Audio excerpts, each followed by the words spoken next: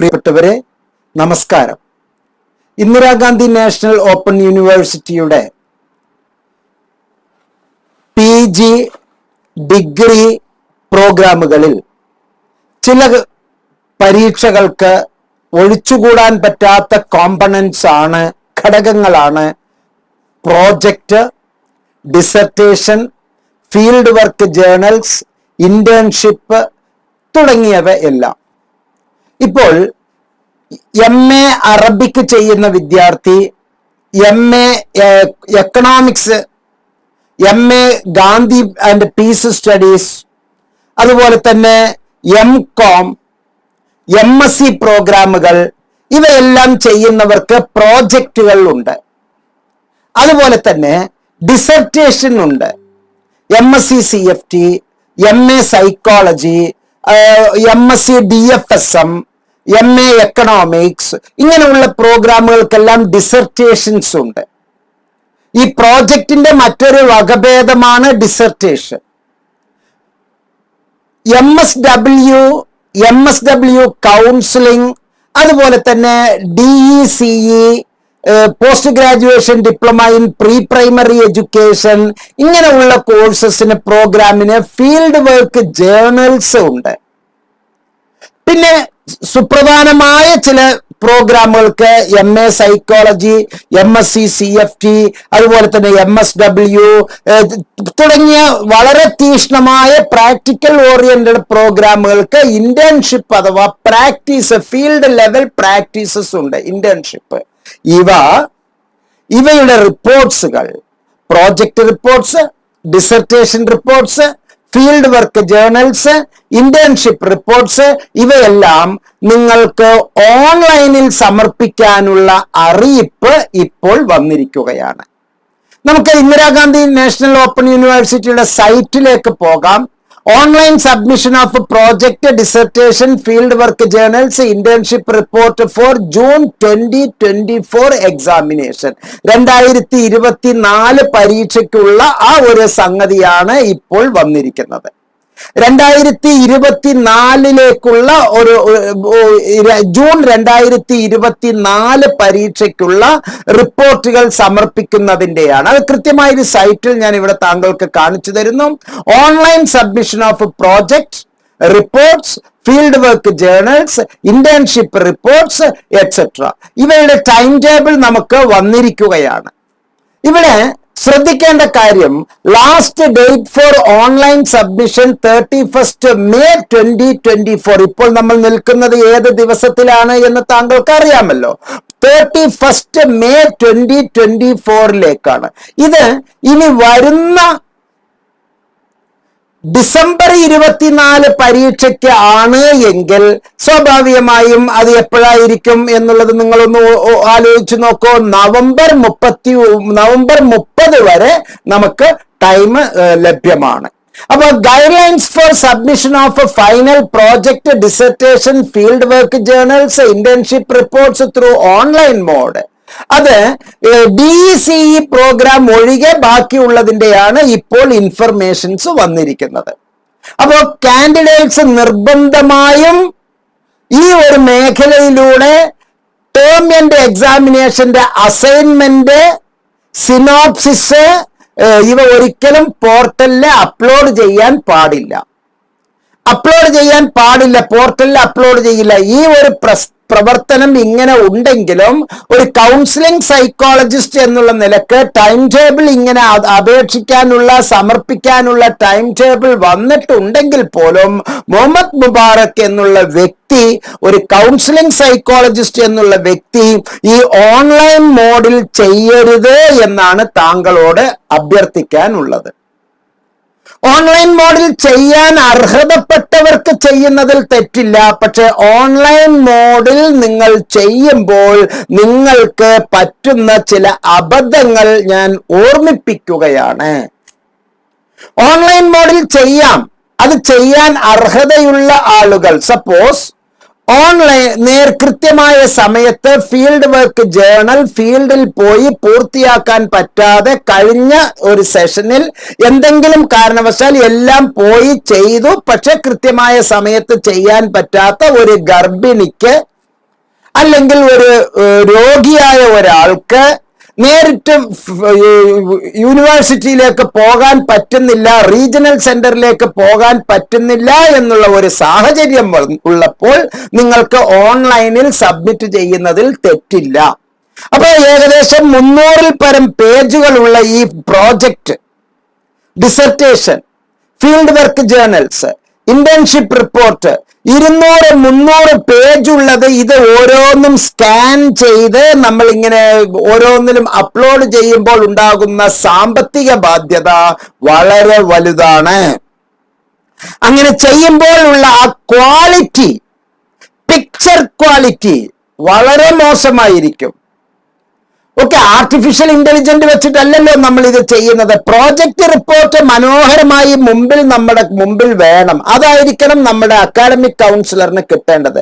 സത്യത്തിൽ academic councillor, supervisor, guide, 2 തരത്തിലുള്ള ഇവാലുവേഷനാണ് ഇവിടെ നടത്തുന്നത്. 2 തരത്തിലുള്ള ഇവാലുവേഷൻ. ഒന്ന് ഇന്റേണൽ ഇവാലുവേഷൻ, മറ്റൊന്ന് എക്സ്റ്റേണൽ ഇവാലുവേഷൻ. നിങ്ങളുടെ ഈ പ്രോജക്റ്റ് റിപ്പോർട്ട് സാധാരണഗതിയിൽ ഞാനൊരു MSc CFT പ്രോഗ്രാം ചെയ്തപ്പോൾ ഞാൻ ചെയ്തിരുന്നത് നിങ്ങൾക്കൊരു മാതൃകയായി പറയാം. വേണമെങ്കിൽ നിങ്ങൾ മാതൃക സ്വീകരിക്കുക. കൃത്യമായി ഫീൽഡിൽ ഞാൻ ആ വർക്കുകൾ ചെയ്തു, പ്രാക്ടിക്കൽ ചെയ്തു. അതുപോലെ തന്നെ ഇന്റേൺഷിപ്പ് കൃത്യമായി സ്ഥാപനത്തിൽ നിന്ന് ചെയ്തു. ഡിസർട്ടേഷൻ വളരെ ഭംഗിയായി പൂർത്തീകരിച്ചു. ഓരോ ഘട്ടത്തിലും ഞാൻ എൻ്റെ ഗൈഡുമായി കോണ്ടാക്ട് ചെയ്തു. സാർ, ഞാൻ ഇന്നത് ചെയ്തു, സാർ ഇനി ഞാൻ അടുത്ത് എന്ത് ചെയ്യണം? ഓരോ ഘട്ടത്തിലും ഞാൻ അദ്ദേഹത്തിന്റെ നിർദ്ദേശം, doctor CN Balakrishnan Nambiar, the veteran, അദ്ദേഹത്തിന്റെ നല്ല മനോഹരമായ വാക്കുകൾ എനിക്ക് കേട്ട് കൂടുതൽ പ്രചോദനം ഉൾക്കൊണ്ട് ഞാൻ ഈ റിപ്പോർട്ട് ഭംഗിയാക്കി അവസാനം ഞാൻ അദ്ദേഹത്തിന്റെ അടുത്തേക്ക് കൊണ്ടുപോയി നേരിട്ട് സമർപ്പിക്കുകയാണ്. അപ്പോൾ അദ്ദേഹം നേരിട്ട് മുഖാമുഖം ഉണ്ടാകുന്ന പ്രശ്നങ്ങൾ എനിക്ക് പറഞ്ഞ് മനസ്സിലാക്കി തന്ന് ഒന്നും കൂടി അതിനെ മെച്ചപ്പെടുത്തി കൊടുക്കുമ്പോൾ ഞാൻ 3 കോപ്പിയാണ് അത് എടുത്തു വച്ചിരുന്നത്. 3 കോപ്പി എടുത്തു. ഒന്ന് യൂണിവേഴ്സിറ്റിക്ക് നേരിട്ട് കൊടുത്തു, മറ്റൊന്ന് എൻ്റെ ഗൈഡിന് ഞാൻ കൊടുത്തു, വേറെ ഒന്ന് ഞാൻ സൂക്ഷിച്ചു വച്ചു.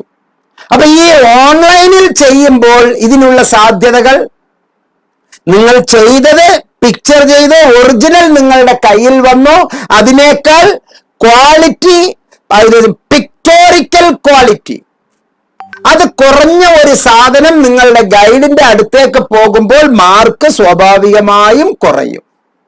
ചിലത് ബ്ലർ ഉണ്ടാകും, ചിലത് ക്ലാരിറ്റി ഉണ്ടാവില്ല, ചിലത് വളരെ തൃപ്തികരമായിരിക്കില്ല. ഇങ്ങനെ ഒരു വലിയ യൂണിവേഴ്സിറ്റി, നാഷണൽ യൂണിവേഴ്സിറ്റി, ആ നാഷണൽ യൂണിവേഴ്സിറ്റിയിൽ സ്വാഭാവികമായും ഒരു 1000 MCOM സ്റ്റുഡന്റ് ഉണ്ടാവും എന്നുള്ളത് ഒരു തർക്കവുമില്ല. 1000 MSW സ്റ്റുഡന്റ് ഒരു സെഷനിൽ ഉണ്ടാകും എന്നുള്ളതിൽ ഒരു തർക്കവുമില്ല. 100-ൽ കൂടുതൽ കുട്ടികളാണ് തിരുവനന്തപുരത്തെ സെന്ററില്. എറണാകുളത്തെ സെന്ററിലെ 100-150 കുട്ടികളാണ്. അപ്പൊ മൊത്തം ആൾ ഇന്ത്യ 100-ൽ കൂടുതൽ കുട്ടികൾ ഉണ്ടാകും, 1000-ൽ കൂടുതൽ കുട്ടികൾ ഉണ്ടാകും. ഒരാൾക്ക് 300 പേജ്, 200 പേജ്, 1000-ൽ കൂടുതൽ വരുമ്പോൾ 2 ലക്ഷം പേജ്. ഈ 2 ലക്ഷം പേജ് പ്രിന്റ് ഔട്ട് എടുത്ത് ഇവർ ഇതുപോലെ ബുക്ക് പോലെ ആക്കി വെച്ചിട്ടാണോ പരിശോധനയ്ക്ക് എക്സ്റ്റേണൽ ഗൈഡിന്റെ അടുത്തേക്ക് കൊടുക്കുക എന്നുള്ളത് ഒരു സാങ്കേതികത്വം, കമ്പ്യൂട്ടർ പരിജ്ഞാനമുള്ള നിങ്ങളൊന്ന് ആലോചിച്ചു നോക്കൂ. ഒരിക്കലുമല്ല. അവർ ഈ കിട്ടിയത് ലിങ്ക് നേരെ അക്കാഡമിക് കൗൺസിലേഴ്സ് അത് നോട്ട് ചെയ്യും. അക്കാഡമിക് കൗൺസിലേഴ്സ് തൃപ്തികരമായിട്ടോ അല്ലാതെയോ ഉള്ള രൂപത്തിൽ നേരിട്ട് മുഖാമുഖം കാണുന്നതിന് പകരം വേറെ ഒരു രൂപത്തിലുള്ള മാർക്കുകൾ കിട്ടും. എന്തെങ്കിലും ഒരു മാർക്കുകൾ കിട്ടിയാൽ പോരല്ലോ, നമ്മൾ അത്രയും കഠിനാധ്വാനം ചെയ്ത ഒരു സംഗതിയല്ലേ. പ്രത്യേകിച്ച് നിങ്ങളുടെ ജീവിതത്തിന്റെ അവസാനത്തെ ഒരു ഗംഭീര ഒരു പ്രോഗ്രാമാണ് ഇത്. ഞാൻ ഈ പറയുന്നത് ജൂൺ എക്സാമിനേഷന്, പരീക്ഷയ്ക്ക് ഒരുങ്ങാനുള്ള തയ്യാറെടുപ്പാണ് നിങ്ങളോട് പറഞ്ഞുകൊണ്ടിരിക്കുന്നത്. അപ്പോൾ ഈ ഓൺലൈനിൽ സബ്മിറ്റ് ചെയ്യുമ്പോൾ ഉണ്ടാകുന്ന പ്രശ്നങ്ങളാണ് ഞാൻ നിങ്ങളുമായി അനാവരണം ചെയ്യുന്നത്. സംഭവം യൂണിവേഴ്സിറ്റി ഇങ്ങനെ ഒരു സാധ്യതകൾ നമുക്ക് നൽകിയിട്ടുണ്ട്. ഇങ്ങനെ നമുക്ക് ചെയ്യുന്നതിൽ ഒരു തെറ്റുമില്ല, മനോഹരം. മാത്രമല്ല സബ്ജക്ട് വൈസ് ടൈം ടേബിൾ 2024 പരീക്ഷയ്ക്ക് വന്നു കഴിഞ്ഞു. അപേക്ഷിക്കാം. ഈ അപേക്ഷിക്കാനുള്ള തീയതിയും ഇപ്പോൾ നീട്ടിയിട്ടുണ്ട്. അപ്പോൾ ഇതെല്ലാം നമ്മൾ സൈമിൾട്ടേനിയസ്ലി ഇപ്പോൾ ചെയ്തുകൊണ്ടിരിക്കുമ്പോൾ ഓൺലൈനിൽ ഇങ്ങനെ അപേക്ഷിക്കുമ്പോൾ ഉണ്ടാകുന്ന ആ ഒരു ഭംഗിക്കുറവ് അത് വളരെ വലിയ ഒരു സംഗതിയാണ്. ഏതെങ്കിലും ഒരു പേജ് അറിയാതെ ഒന്ന് അങ്ങോട്ടും ഇങ്ങോട്ടും മാറിപ്പോയാൽ സീക്വന്റ് ആയിട്ടുള്ള ഓർഡർ, ആ സീക്വൻസ് നഷ്ടപ്പെട്ടാൽ പല തരത്തിലുള്ള പ്രശ്നങ്ങൾ, നിങ്ങൾക്ക് മാർക്കുകൾ കുറയാനുള്ളതുണ്ട്. അപ്പൊ ഇതെങ്ങനെ ഉണ്ട്, ഇങ്ങനെ ഒരു സൗകര്യമുണ്ട്, അത് ഞാൻ തന്നെ താങ്കളെ അറിയിക്കുന്നു. പക്ഷേ താങ്കൾ ഇത്തരത്തിലുള്ള ഈ ഫീൽഡ് വർക്ക് ജേർണലും അതുപോലെ തന്നെ പ്രോജക്ട്സുകളും ഡിസർട്ടേഷനും പ്രാക്ടിക്കം ഫയൽസുകൾ, പ്രത്യേകിച്ച് MSc CFTക്കൊക്കെ വളരെ കൂടുതൽ പ്രാക്ടിക്കം ഫയൽസ് ആണ്. ഇന്റേൺഷിപ്പ് റിപ്പോർട്ട്സ് ഇവ ഒരു കാരണവശാലും ഓൺലൈനിൽ സമർപ്പിക്കരുത്. മറ്റൊരു സുപ്രധാനമായ ഒരു സംഗതി ഔദ്യോഗികമായി ഞാൻ താങ്കളെ അറിയിക്കുകയാണ്. COVID-19 സിറ്റുവേഷനിൽ ഇന്ത്യയിൽ ഉണ്ടായിരുന്ന ഒരു പ്രതിഭാസമാണ് ഇത്. അതിന്റെ ചുവട് പിടിച്ച് 10 പ്രാക്ടിക്കൽ ചെയ്യേണ്ട സ്ഥാനത്ത് 5 പ്രാക്ടിക്കൽ ചെയ്താൽ മതി എന്ന് പറഞ്ഞിരുന്നു.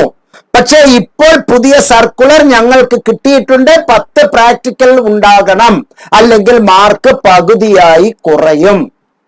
6 പ്രാക്ടിക്കൽ ഉണ്ട് എങ്കിൽ 6 എണ്ണം തന്നെ ചെയ്യണം, 3 എണ്ണം ചെയ്താൽ മതി എന്ന് വിശ്വസിക്കുന്ന MSc CFT കുട്ടികൾ ഇപ്പോഴും എന്റെ വാക്കുകൾ കേൾക്കുന്നുണ്ട്. നിങ്ങളുടെ പ്രോജക്റ്റ് റിപ്പോർട്ടുകൾ തെറ്റാണ്. അതുകൊണ്ട് എത്രയും പെട്ടെന്ന് നിയമം പറയുന്ന രൂപത്തിൽ നിങ്ങൾ ചെയ്യുക. You compulsory contact with your academic counsellor, your guide, your supervisor. എന്തെങ്കിലും കിട്ടിയാൽ മതി എന്നുള്ളവർ എന്ത് വേണമെങ്കിലും ചെയ്തോളൂ. കാരണം കാശിന്റെ ആർമാദം കൊണ്ട് നിങ്ങൾ എന്തെങ്കിലും ചെയ്തുവെങ്കിൽ അതിനൊന്നും സിസ്റ്റം ഉത്തരവാദി അല്ല. അപ്പൊ ഞാൻ വീണ്ടും ആണയിട്ട് പറയുന്നു, 31-ാം തീയതി വരെ നമുക്ക് സമയമുണ്ട്. ഈ വരുന്ന മാസം 31 അല്ലട്ടോ, മെയ് 31 വരെ. ഇത് ഡിസംബർ പരീക്ഷയ്ക്കാണെങ്കിൽ നവംബർ 30 വരെ സമയമുണ്ട്. ആ സമയം നമുക്ക് ഉള്ള ആ ഒരു ഘട്ടത്തിൽ incomplete submission of the project report will not be considered for evaluation. അപ്പൊ ഇൻകംപ്ലീറ്റ് ആയ ഒരു പേജ് ഇല്ലെങ്കിൽ അത് ഇൻകംപ്ലീറ്റ് ആണ്. Incomplete submissions will be removed from the portal once the last date is over. You will have to upload your submission again for the next session. ഇത് അടുത്ത സെഷനിൽ ഈ കാര്യം റിപ്പീറ്റ് ചെയ്യേണ്ടി വരും. Reports received through email will not be considered for evaluation. ഇമെയിലിൽ പറ്റില്ല, അത് ഈ പോർട്ടലിലൂടെ തന്നെ അപ്ലോഡ് ചെയ്യണം. The university will not entertain any correspondence with respect to incomplete submission of a project report after the last date of submission. The learners may ensure that while submitting the final project reports through online mode, the proposal pro forma is duly approved in original, along with the synopsis and the biodata of the project guide, and originally certificate is duly signed by both the student and the project guide with the date to be incorporated wherever applicable. The learners may ensure that while uploading the project through online mode, scanned pages are clear and not blurred. അവിടെയാണ് ഞാൻ പറഞ്ഞുകൊണ്ടിരിക്കുന്നത്, ഒരിക്കലും അത് clear ആകാറില്ല, blur ആയിരിക്കും. Sequence ചിലപ്പോൾ തെറ്റിപ്പോകും. Pages are well lighted and not dim, ചിലപ്പോൾ ഡിം ആകും. ഓറിയന്റേഷൻ ഓഫ് പേജസ് ചിലപ്പോൾ നമ്മൾ അറിയാതെ മെഷീൻ തന്നെ ചിലപ്പോൾ പോർട്രേറ്റിലും ചിലപ്പോൾ ലാൻഡ്സ്കേപ്പിലും ആക്കി എന്നിരിക്കും. ഇങ്ങനെ ഉണ്ടെങ്കിൽ should not change between portrait and landscape. മാറിയാൽ വലിയ പ്രശ്നമാണ് എന്നാണ് പറയുന്നത്. The learners are required to obtain approval of the guide supervisor in prescribed proforma before submitting the project online. For seeking the approval of synopsis, the project proposal can be forwarded to the concerned school regional center. The correspondent address is available at IGNO regional network, regional center. Email IDs of all RCs are available at IGNO website. അപ്പൊ കൃത്യമായി നമ്മൾ അത് ചെയ്യണം എന്ന് മനസ്സിലാക്കുക. മാത്രമല്ല, നിങ്ങൾ അങ്ങനെ സബ്മിറ്റ് ചെയ്യുമ്പോൾ, എല്ലാ പ്രോജക്റ്റുകളും നമ്മൾ ചെയ്യുമ്പോൾ അതിനൊരു സീക്വൻസ് ഉണ്ട്, ഒരു ഓർഡർ ഉണ്ട്. The first page of the PDF file must carry the correct particulars of the learners. Title of the project report, dissertation, internship, practicum, field work വളരെ കൃത്യമായിട്ടായിരിക്കണം title. Name of the learner, program code, enrollment number as mentioned in the ID card, not control number but registration number, not registration number, the enrollment number. Regional center code must be clear. Course code or course codes of attached project, mobile number, email ID, ഇതെല്ലാം വളരെ specific ആയി ആ ഫോർമാറ്റിൽ കാണിച്ചിരിക്കണം. മാത്രമല്ല, the viva voce of the project report, internship report will be conducted under certain guidelines by the concerned faculties under regional center. The students are advised to contact the concerned regional center in this regard. അപ്പൊ എന്തായാലും regional സെന്ററുമായി നമ്മൾ contact ചെയ്തുകൊണ്ടേ ഇരിക്കണം. അതുകൊണ്ട് എന്റെ പ്രിയപ്പെട്ടവരെ, നിങ്ങൾ regional സെന്ററിൽ നേരിട്ട് പോയി സബ്മിറ്റ് ചെയ്യുന്നതാണ് ഏറ്റവും നല്ലത്.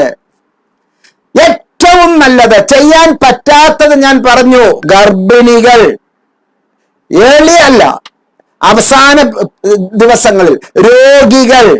ഇത് COVID-19 സിറ്റുവേഷനിലാണ് ഇത്തരത്തിലുള്ള ഒരു പ്രതിഭാസം വന്നത്. അത് നിങ്ങൾ ഇപ്പോൾ മുഖവിലക്കെടുത്ത് ചെയ്യരുത്. നമ്മൾ നേരിട്ട് പോയി തന്നെ ചെയ്യുക.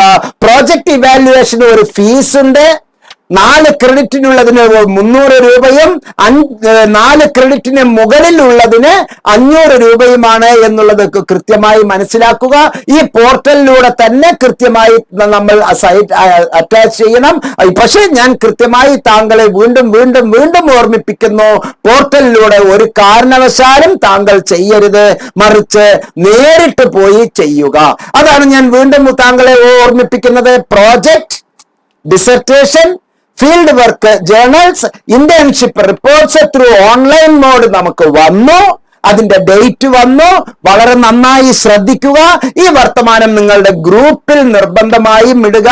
1000 വട്ടം ഞാൻ വീണ്ടും ആണയിട്ട് പറയുന്നു, ഓൺലൈൻ മോഡിൽ ചെയ്യരുത്. എന്റെ വ്യക്തിപരമായ അഭിപ്രായമാണ്, യൂണിവേഴ്സിറ്റിയുടെ അഭിപ്രായമല്ല. മുഹമ്മദ് മുബാറക് മാസ്റ്റർ MNotes എന്നുള്ള ചാനലിലൂടെ ഇഗ്നോ ഹെൽപ്പ് ഡെസ്കിന് വേണ്ടി സ്വന്തം അഭിപ്രായമാണ് പറയുന്നത്. ഓൺലൈൻ മോഡിൽ ചെയ്യാമെന്നുണ്ടെങ്കിൽ പോലും നിങ്ങൾ ആരും ഓൺലൈൻ മോഡിൽ ചെയ്യരുത്, മറിച്ച് നേരെ ഫിസിക്കൽ മോഡ്, നേരിട്ട് റീജിയണൽ സെന്ററിൽ പോയി കൊടുക്കുക. അതായിരിക്കും താങ്കൾക്ക് ഏറ്റവും നല്ലത്. അപ്പോൾ ഒരു അക്നോളജ്മെന്റ് കിട്ടും. നിങ്ങൾ ചെയ്യുന്ന ഈ ഫൈനൽ പ്രോഡക്റ്റിന്റെ, ഫൈനൽ പ്രോജക്റ്റ് എന്നുള്ള പ്രോഡക്റ്റ്, ഡിസർട്ടേഷൻ എന്നുള്ള പ്രോഡക്റ്റ്, ഫീൽഡ് വർക്ക് ജേർണൽസ് എന്നുള്ള പ്രോഡക്റ്റ്, ഇന്റേൺഷിപ്പ് റിപ്പോർട്ട്സ് എന്നുള്ള പ്രോഡക്റ്റിന് 3 കോപ്പി എടുക്കുക. ഒറിജിനൽ 3 എണ്ണമായി എടുക്കുക. ഒന്ന് യൂണിവേഴ്സിറ്റിക്ക് നിങ്ങൾ റീജിയണൽ സെന്ററിലൂടെ കൊടുക്കുക. സ്റ്റഡി സെന്ററിന്റെ മുദ്രണം വേണം.